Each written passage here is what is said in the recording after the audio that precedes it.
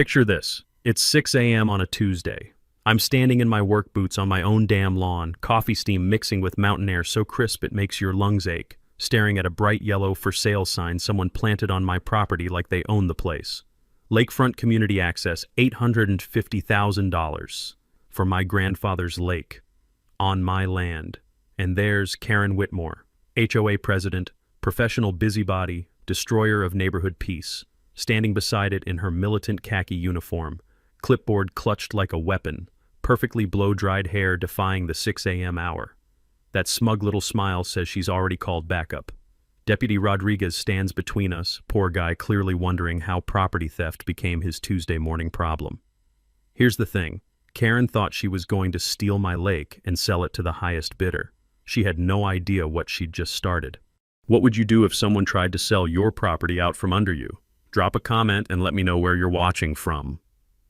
My name's Marcus Kellerman, and 18 months ago I inherited something most people only dream about: 40 acres of pristine Colorado mountain ranch, complete with an 8-acre natural lake that's been in my family since 1962.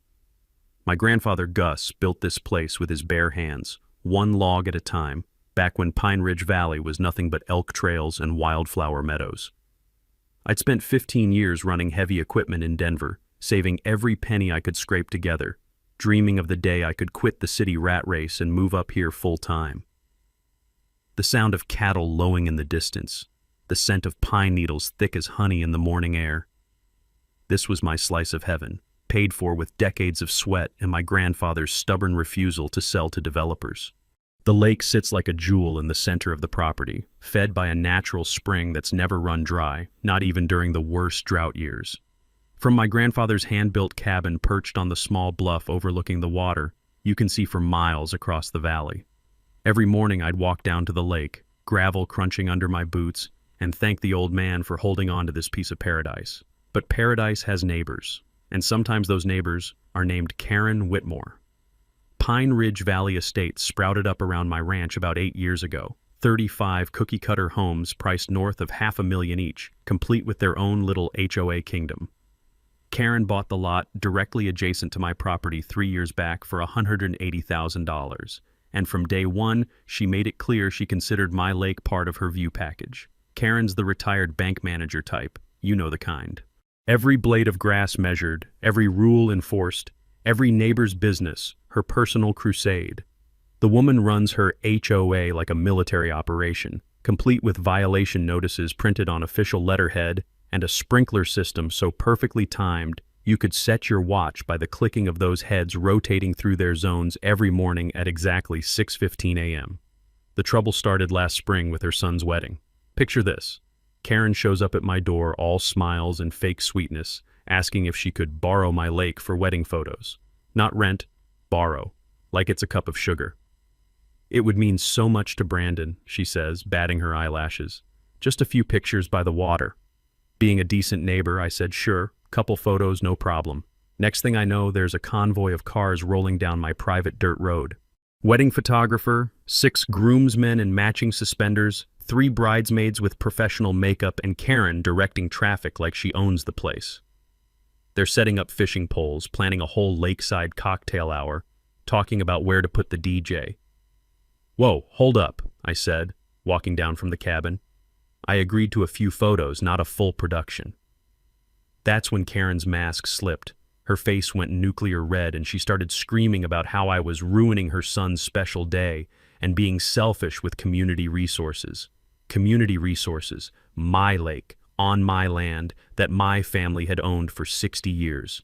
This lake should belong to everyone, she shrieked, loud enough to scatter every bird within a half-mile radius. You can't just hoard natural beauty, I politely asked them to leave. Karen promised this wasn't over. She was right about that part. The harassment started the next week. Daily HOA violation notices appeared in my mailbox like clockwork. My grandfather's vintage tractor was unsightly agricultural equipment. The original ranch-style split-rail fencing was inappropriate for the community aesthetic, and my rooster crowing at dawn constituted a noise violation. Each notice threatened $50 daily fines, certified mail, and legal action. I spent my evenings researching property law instead of enjoying my retirement. Neighbors who used to wave started avoiding eye contact, afraid of getting on Karen's bad side. The local attorney, Bill Crawford, explained that HOA rules don't apply to pre-existing properties, but filing fees and consultations had already cost me $1,200. That's when I realized Karen Whitmore wasn't just a difficult neighbor. She was a woman on a mission to steal my lake, one violation notice at a time. Karen's next move was pure genius. If you define genius as criminally stupid with a side of fraud. She hired a surveyor. Not just any surveyor, mind you, but her brother-in-law Rick, whose biggest qualification seemed to be owning a measuring tape and sharing Karen's DNA. Rick showed up one morning in a pickup truck held together by duct tape and delusion, carrying equipment that looked like it survived the Carter administration. "Just doing a routine boundary check," Rick announced, setting up his ancient transit like he actually knew what he was doing. The smell of his cigarettes mixed with diesel exhaust from his rattling truck created an aromatic cloud of incompetence that hung over my property line like a toxic fog. By afternoon, Rick had planted survey stakes claiming my lake extended onto community easement land. Not some of it, half of it. According to Rick's professional assessment, the Pine Ridge Valley HOA had rights to 4 acres of my 8-acre lake, including the best fishing spots and the natural swimming area. Karen posted official-looking notices around the neighborhood about a pending boundary adjustment. Suddenly, every soccer mom in the subdivision was buzzing about potential lakefront access. Property values could skyrocket with shared waterfront amenities. I started getting hostile phone calls from neighbors demanding I cooperate with the community. The coffee shop went dead silent whenever I walked in. Conversation stopped mid-sentence like I was some kind of pariah hoarding the community treasure chest. "You know," said Janet from Lot 17, cornering me at the hardware store, "some people think property ownership comes with social responsibility." Social responsibility. Right. Like the social responsibility of not lying about property boundaries. Here's what Karen didn't know.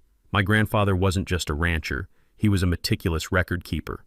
Every document, every survey, every piece of paper that proved ownership, he kept it all in an old military trunk in the cabin's back bedroom. The old man used to tell me, "Marcus, when someone questions what's yours, you better have the papers to prove it."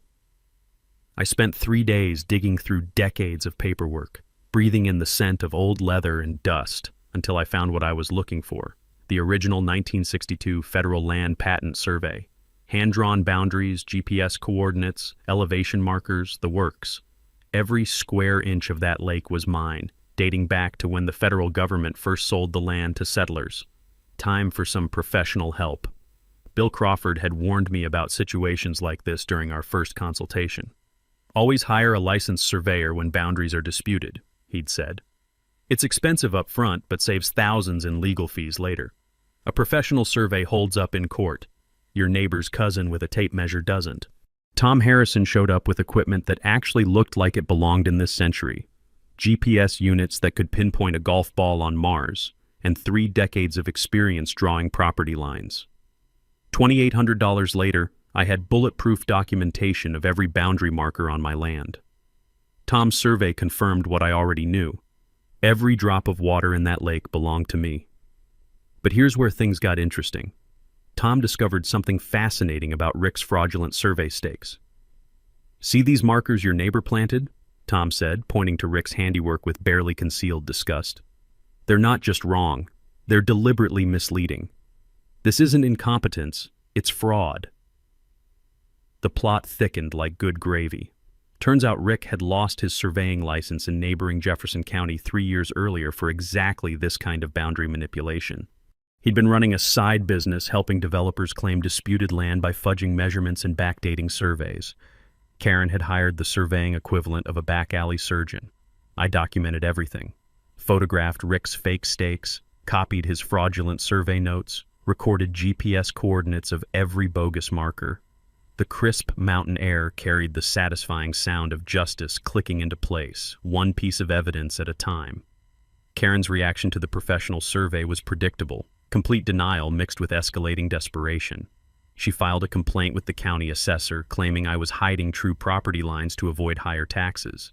She spread rumors at the grocery store that I was planning to turn the lake into a commercial fishing operation with tour buses and parking fees. But here's what really told me Karen was getting desperate. She started holding impromptu neighborhood meetings in her backyard, the sound of her voice carrying across the morning air as she built her coalition of the confused. "Marcus Kellerman thinks he can keep our lake all to himself," I heard her telling anyone who'd listen. "This is about community rights versus individual greed. Our lake, like it had ever belonged to anyone but my family." 3 neighbors filed formal complaints with the county. The local Facebook group split into Team Marcus versus Team Community Access factions. The Pine Ridge Valley HOA called an emergency meeting to discuss the lake situation.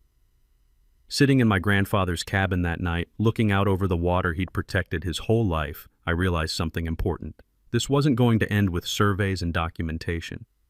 Karen Whitmore had declared war, and she was just getting started. The smell of pine smoke from my fireplace mixed with the scent of coming rain. Storm clouds were building on both horizons. If Karen thought fraudulent surveys were her ace in the hole, she clearly hadn't studied the playbook on how to destroy your own credibility. Her next brilliant strategy: turn me into Pine Ridge Valley's most wanted.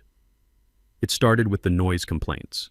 Karen called the sheriff's office 3 times in 1 week, claiming I was running an industrial operation at dawn. What industrial operation, you ask? Me starting my work truck at 6:30 a.m. to head to my construction job.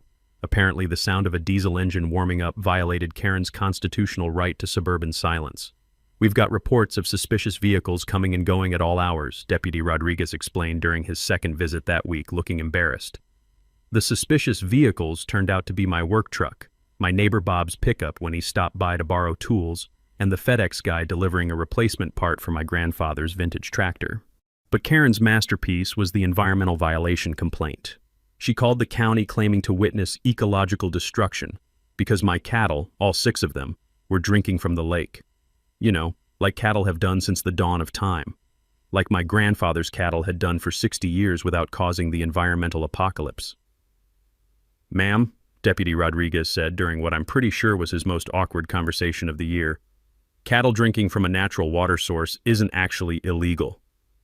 The sound of his police radio crackling with real emergencies made the absurdity even more obvious. Here's a guy who should be chasing actual criminals, instead babysitting a property dispute between neighbors who can't play nice. I learned something important during those weeks. Documentation is your best friend when dealing with crazy. My grandfather used to say, "Son, when someone's trying to make you look bad, make sure you've got proof of who's actually behaving badly." Smart old bird.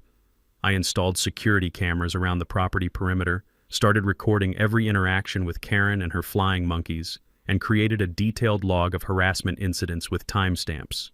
Every fake violation notice, every bogus police call, every piece of manufactured drama went into my growing evidence file. That's when the cameras caught something interesting. Picture this.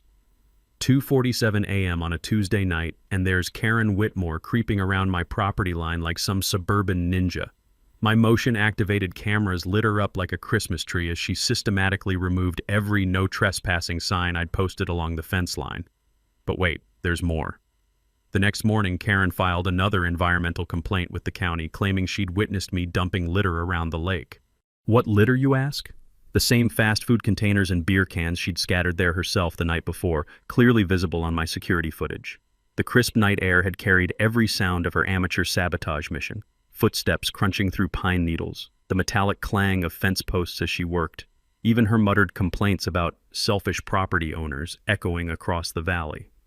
When Deputy Rodriguez showed up to investigate the litter complaint, I had a little surprise waiting for him. "Deputy, before you write any reports, you might want to see this," I said, pulling up the security footage on my laptop. We watched Karen's midnight trespassing adventure in high-definition color, complete with audio of her planting evidence and removing my signs. Rodriguez shook his head like a man questioning his career choices. "Mr. Kellerman, I'm going to need copies of all this footage for my report, and you might want to talk to a lawyer about filing charges." That afternoon brought Karen's next escalation: bureaucratic warfare. She filed a complaint with the state environmental agency about my unlicensed cattle operation. Never mind that my 6 cows were perfectly legal and had been grazing this land since before Karen was born. She reported me to the county building department for unpermitted structures, targeting my grandfather's 60-year-old barn that was older than half the county officials.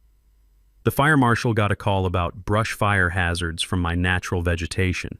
Each false report triggered an official inspection, costing me time I should have been spending at work and stress I didn't need in my life. But here's the thing about government inspectors. They know the difference between legitimate concerns and petty neighbor disputes. Every official who came out took one look around, realized they were dealing with a pristine ranch property, and started asking pointed questions about who was filing these complaints. "Between you and me," said the environmental inspector, a weathered guy named Pete who'd been doing this job for 20 years, "we see this pattern sometimes. Usually means someone's got an agenda that has nothing to do with actual violations." The community center reeked of tension and burnt coffee during that month's HOA meeting. Karen had prepared a PowerPoint presentation, because of course she had, titled "Protecting Our Community Values." She'd somehow obtained aerial photos of my property and was pointing out violations, like a prosecutor presenting evidence to a jury. But when I stood up with my professional survey results and my growing collection of Karen's documented harassment, the room's energy shifted like air pressure before a thunderstorm.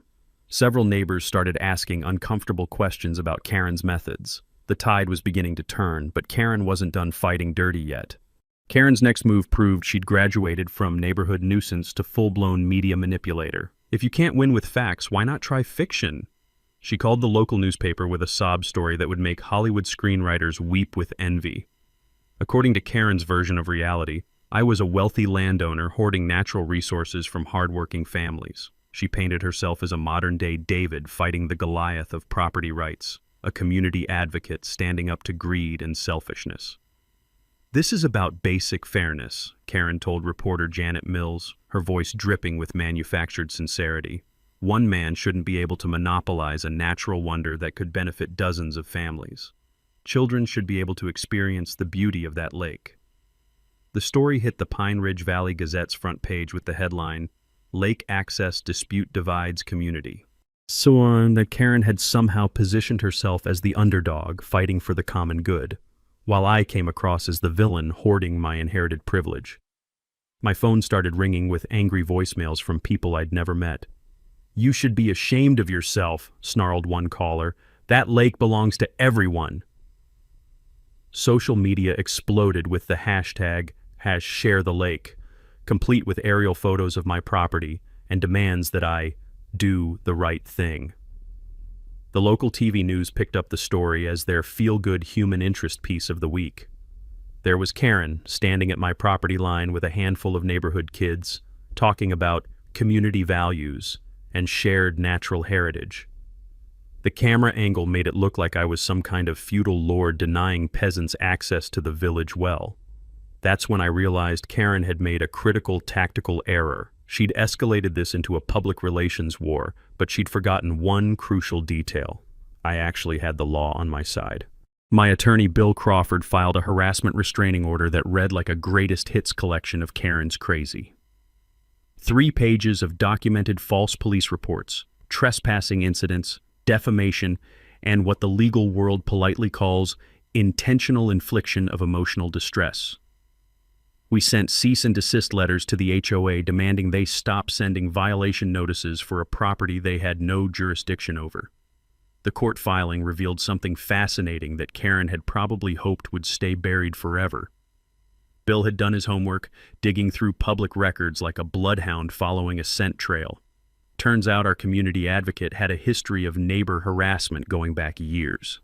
In her previous neighborhood, Karen had filed boundary disputes with 3 different property owners.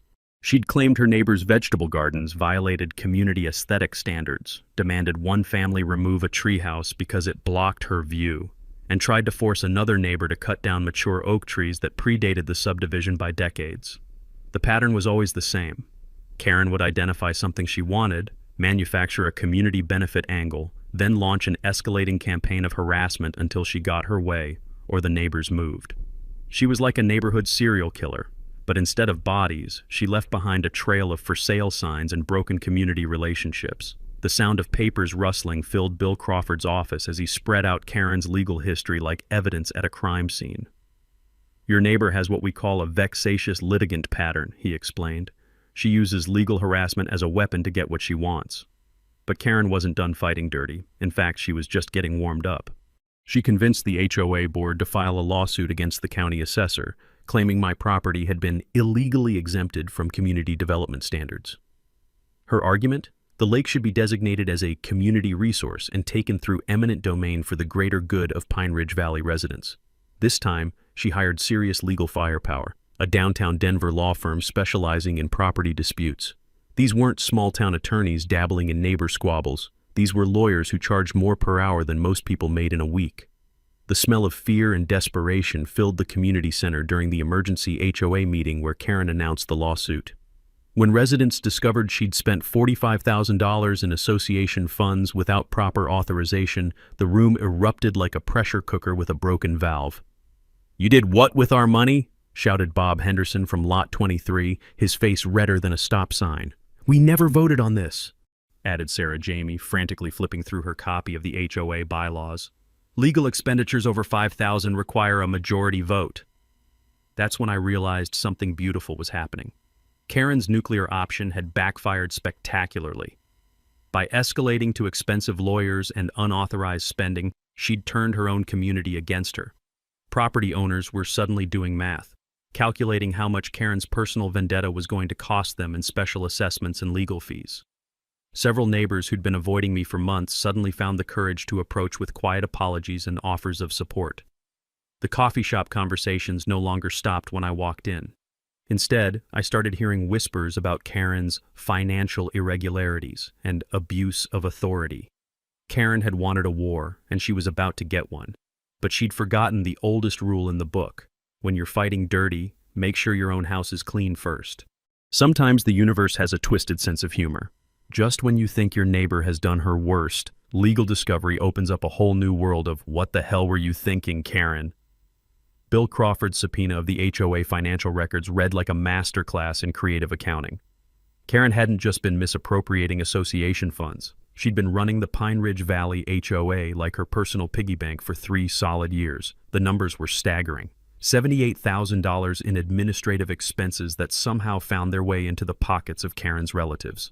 Her son Brandon, the same one whose wedding photos started this whole mess, had been paid $15,000 for community newsletter design. The newsletter in question?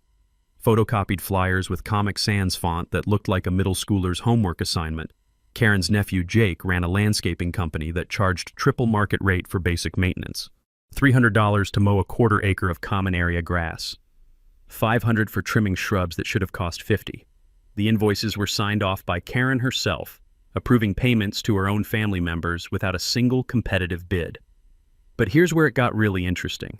Karen's former colleague from the bank, a guy named Dennis Walsh, had been collecting legal consultation fees for routine HOA advice.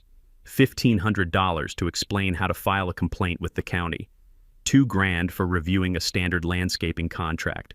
This wasn't legal counsel. It was legalized theft with a business card. The HOA Reserve Fund told the real story.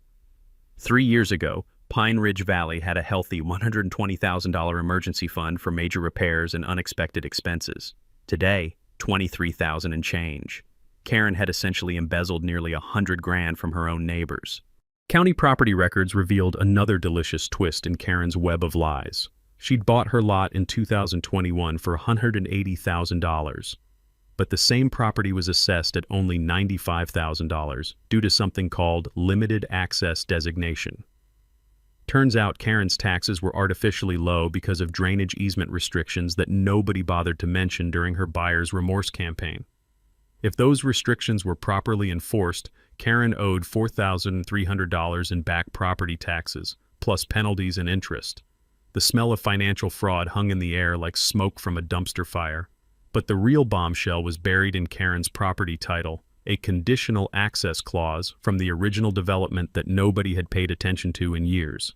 The legal language was dense as concrete, but Bill Crawford translated it into plain English that made my day.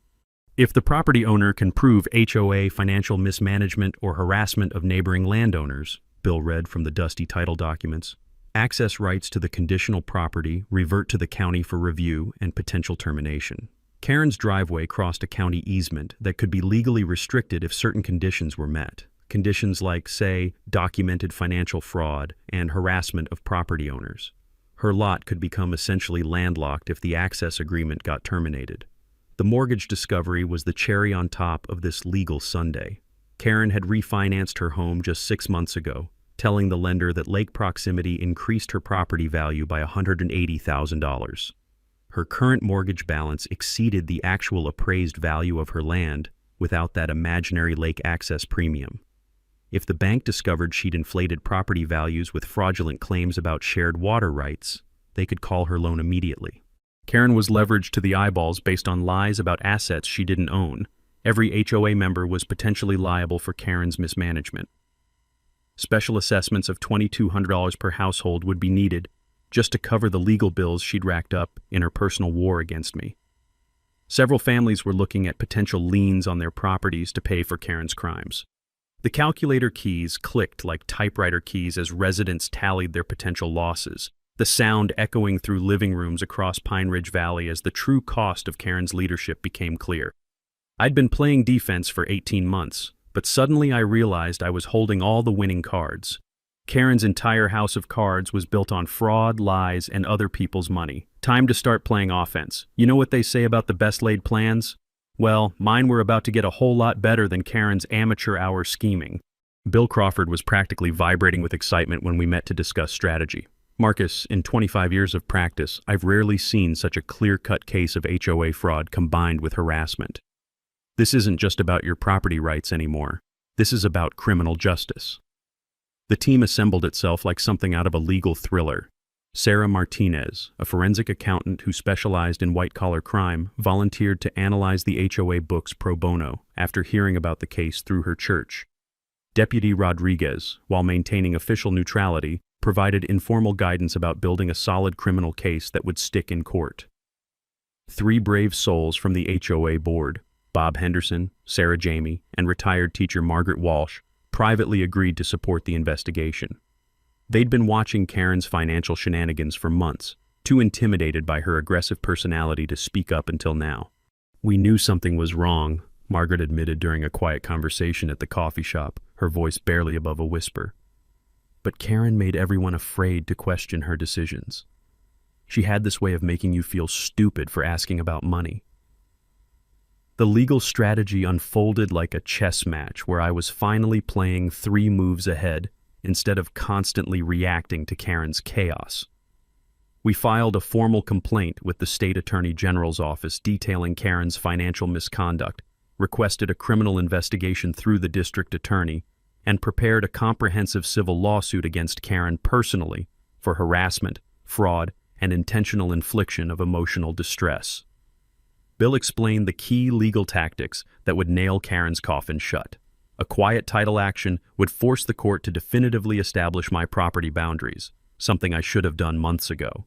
Always get professional surveys when buying property with disputed boundaries, Bill had warned during our first meeting, advice that proved golden.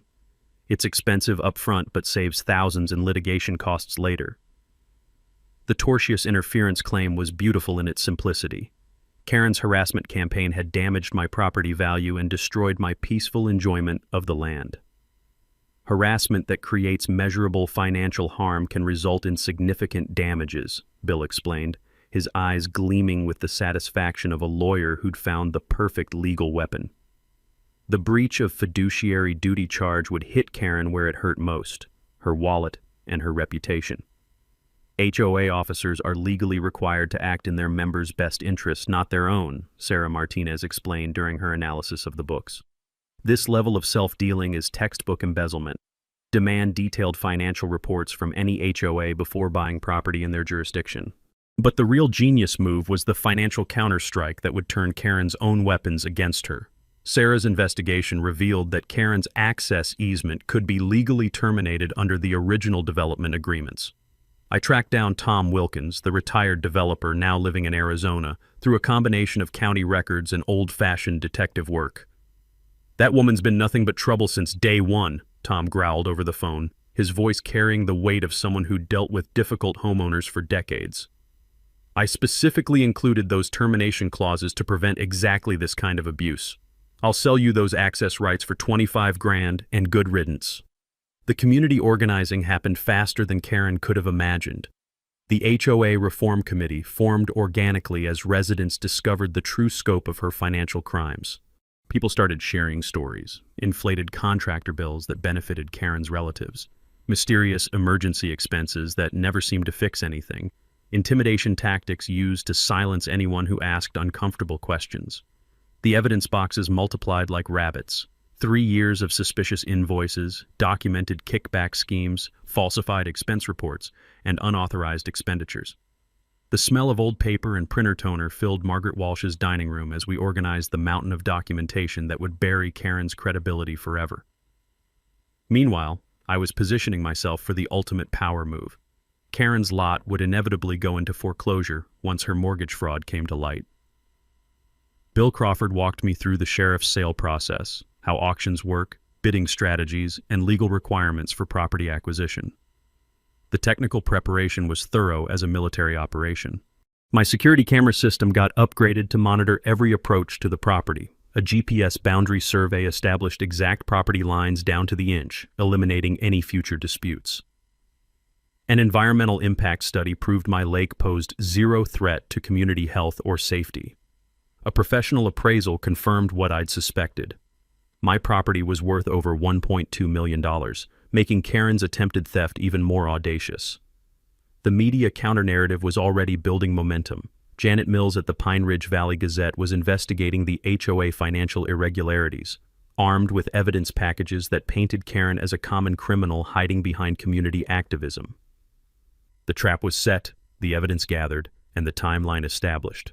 Within 2 weeks, criminal referrals would be filed.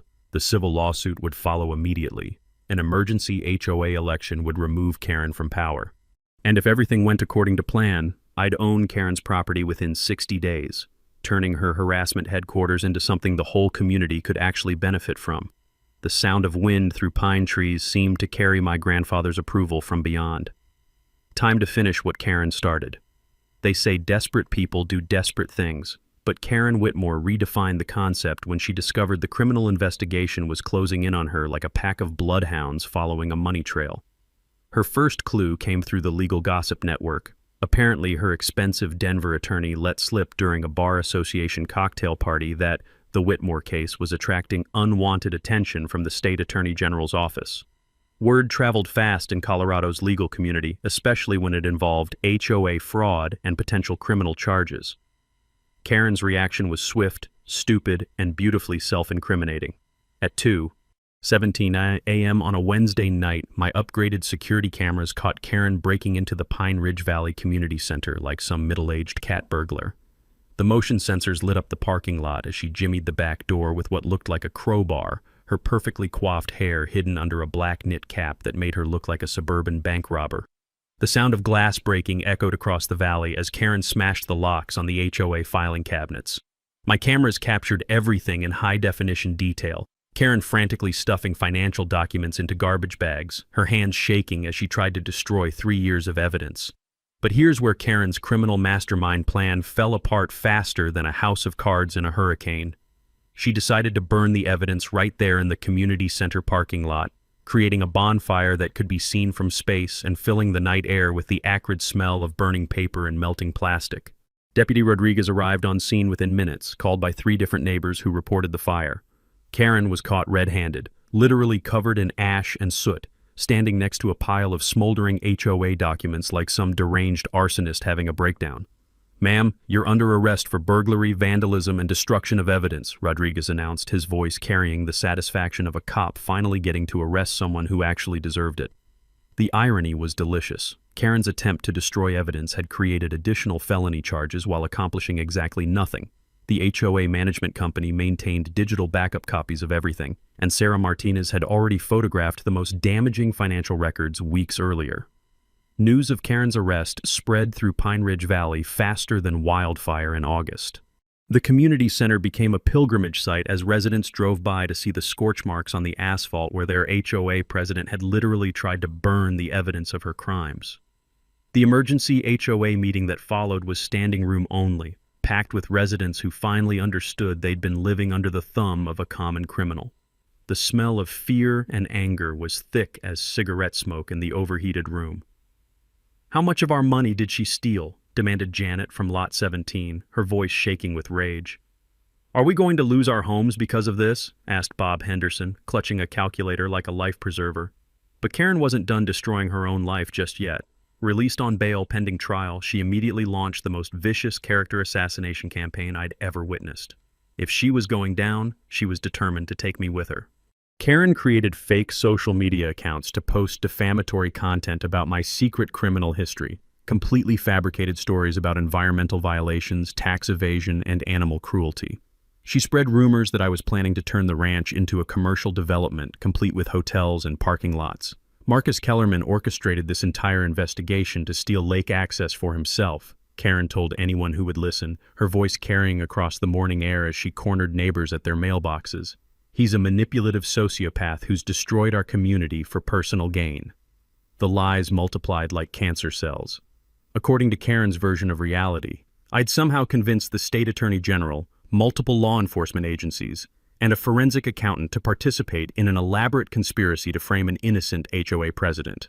Bill Crawford filed an additional defamation lawsuit, armed with screenshots of every fake social media post and recordings of Karen's slanderous statements. Each lie she told provided more evidence for our growing collection of civil and criminal charges. Meanwhile, the financial noose was tightening around Karen's neck like a perfectly fitted collar. Her mortgage company discovered the fraud investigation through local news coverage and immediately called her loan due to material misrepresentation. Karen had 30 days to pay $340,000 or face foreclosure proceedings. Her frantic attempts to refinance failed spectacularly when criminal background checks revealed pending felony charges. No legitimate lender would touch her with a 10-foot pole. That's when Karen made her final desperate play, a bribery attempt so clumsy it belonged in a comedy movie. She cornered me at this hardware store, surrounded by paint cans and the smell of sawdust, and offered $50,000 in cash to drop all criminal complaints and civil lawsuits. "This has gone far enough," Karen hissed, her voice barely controlled. "Take the money and walk away, or I'll make your life a living hell." The digital recorder in my jacket pocket caught every word. Bill Crawford had advised me to document any contact with Karen, and her bribery attempt just added another felony to her growing collection of criminal charges. The community financial reckoning was brutal. Special assessments of $2,800 per household to cover Karen's legal debts. Property values plummeting as the HOA scandal became public record. 3 families already had their houses on the market rather than pay for Karen's crimes. The sheriff's auction was scheduled for 3 weeks away, and I was pre-qualified with a $400,000 cashier's check. Karen's reign of terror was about to become my ultimate victory. You'd think getting arrested for arson and bribery would teach someone to keep their mouth shut, but Karen Whitmore apparently skipped that lesson in Criminal Behavior 101. From her jail cell, Karen used her single daily phone call like a propaganda hotline, contacting every media outlet that would listen to her sob story. The jail phone system recorded everything, a fact that Karen either forgot or was too desperate to care about. "I'm the victim of a wealthy landowner conspiracy," Karen's voice crackled through the recorded line to Channel 7 News. "Marcus Kellerman has corrupted law enforcement, bribed government officials, and destroyed an innocent community leader who dared to stand up for property rights." The recordings became Exhibit A in our expanding criminal case. Nothing quite says guilty as charged like trying to obstruct justice from a jail cell while claiming to be the real victim. Meanwhile, Janet Mills at the Pine Ridge Valley Gazette was having the time of her journalistic life.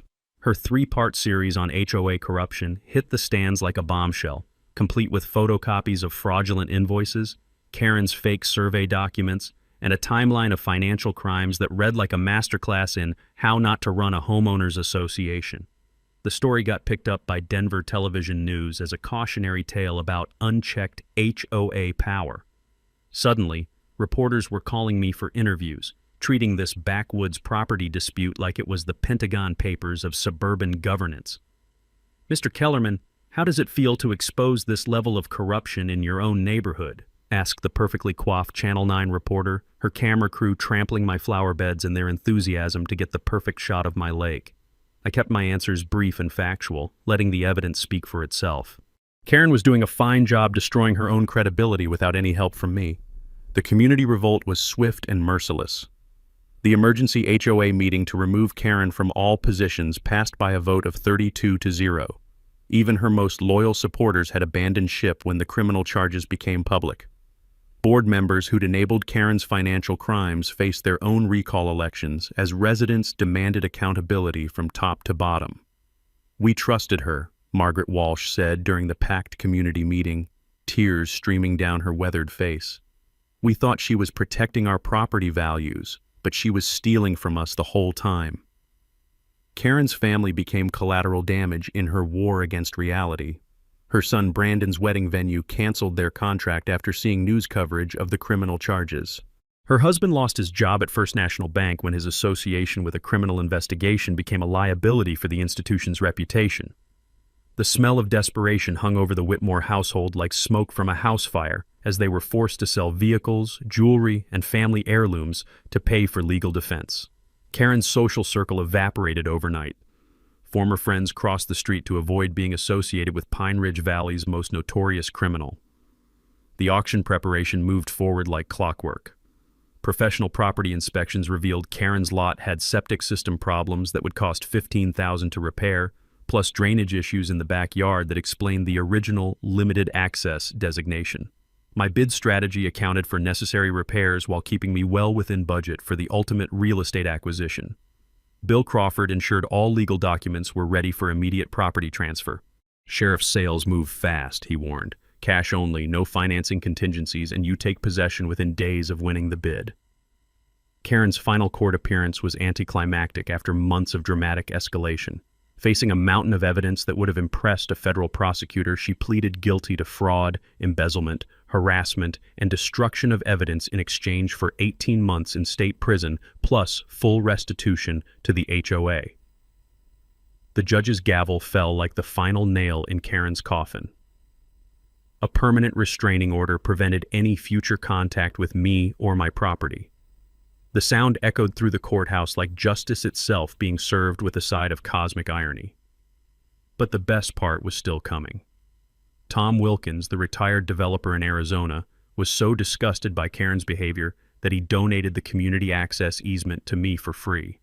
"I've dealt with difficult homeowners for 40 years, Tom said during our phone call, but that woman takes the prize for sheer vindictive stupidity. Use those access rights to teach the next generation what good neighbors actually look like." The legal documents transferring complete control of community access arrived by overnight delivery, smelling like leather and ink, an ultimate victory.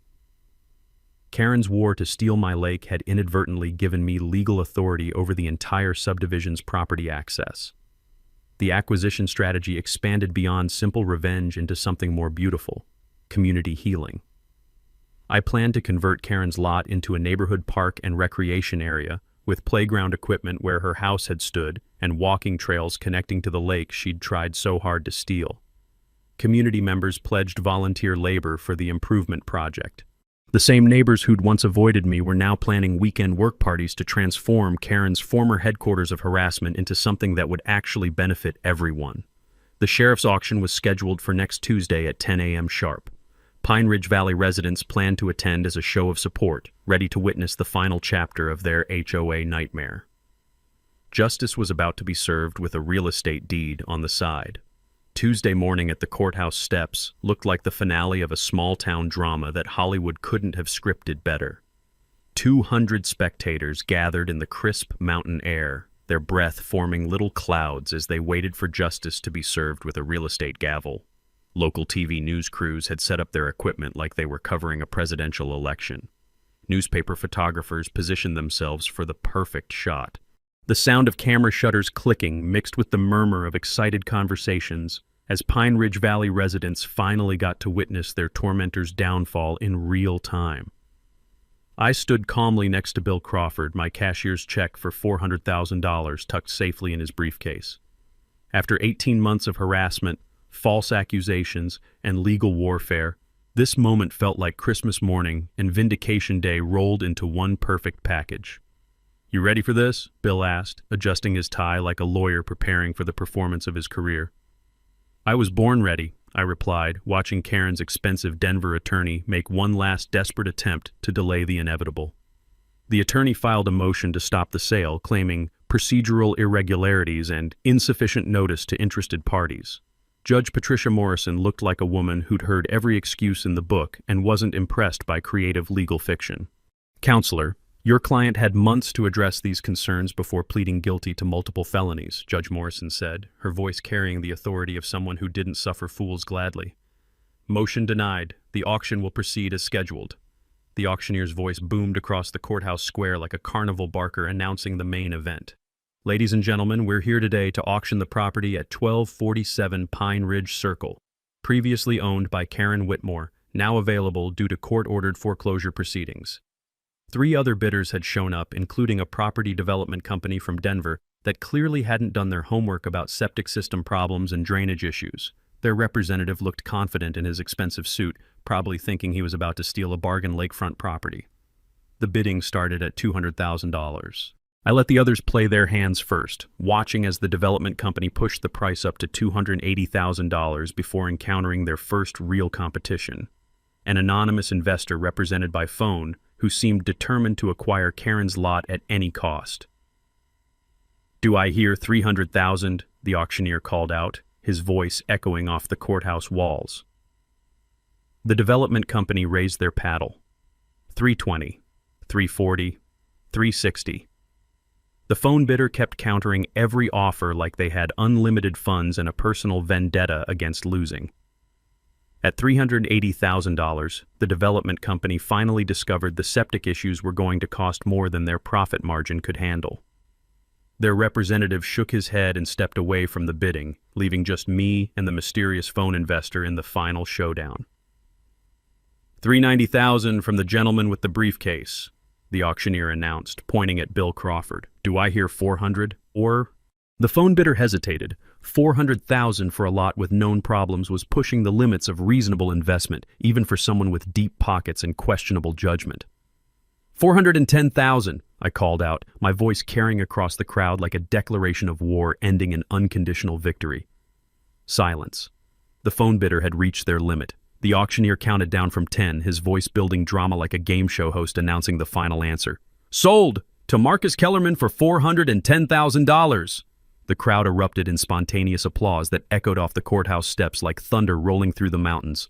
Pine Ridge Valley residents cheered like their favorite team had just won the championship, while news cameras captured every moment of their collective celebration. "Mr. Kellerman," shouted Channel 7's reporter, shoving a microphone toward my face, "what are your plans for the property?" This was my moment. The mic drop line that would cap off 18 months of legal warfare with the perfect blend of justice and community spirit. "I'm turning Karen's lot into Pine Ridge Community Park," I announced, my voice carrying over the excited crowd. "There'll be a playground where her house used to stand, walking trails connecting to the lake, and picnic areas for neighborhood families. Karen spent months trying to steal my lake for herself. Now everyone gets to enjoy what she tried to take." The cheers got louder. Local residents hugged each other like they'd just been liberated from an occupying army. Margaret Walsh was crying tears of joy. Bob Henderson was calculating how much money the community park would add to property values, and Janet Mills was frantically taking notes for her follow-up article. The power dynamic had shifted so completely that it felt like the earth had tilted on its axis. Karen's former allies were shaking my hand and apologizing for their behavior. The same neighbors who'd avoided me for months were suddenly inviting me to barbecues and asking if I needed help with the park construction. "This is what community looks like," I told the assembled crowd, gesturing toward the excited faces surrounding us. "Not harassment and theft, but neighbors working together to build something beautiful." The morning air carried the sweet scent of victory mixed with pine needles and the promise of better days ahead.